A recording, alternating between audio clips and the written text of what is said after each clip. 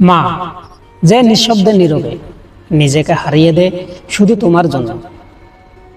আসসালামু আলাইকুম সুপ্রিয় শ্রোতাবৃন্দ, যে যেখান থেকে আমার সাথে যুক্ত আছেন সবাইকে আন্তরিক শুভেচ্ছা ও অভিনন্দন।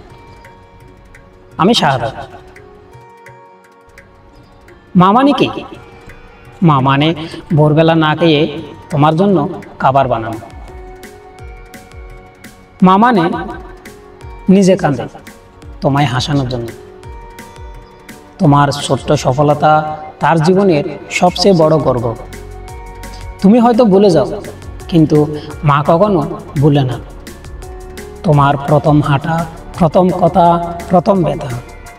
মা মানে নিজের ক্ষুধা ভুলে তোমার পেট ভরানো। মা মানে নিজ ক্লান্ত থেকেও তোমার জন্য রাত জাগা। মা মানে তোমার এক টুকরো হাসিতে নিজের পৃথিবী দেখা। মা মানে কি? তুমি হয়তো 1000 বার রাগ করেছো, কিন্তু মা কখনো রাগ করে না। সে শুধু চুপ করে ভালোবেসে যায়। মা তো একটাই হয়, তাই যতদিন আছে আগলে রেখো। যারা মাকে ভালোবাসেন মায়ের জন্য একটা লাইন বলে যাবেন, যার মা এখনো আছে সময় থাকতে ভালোবেসে ফেল, কারণ মা তো একটাই হয়।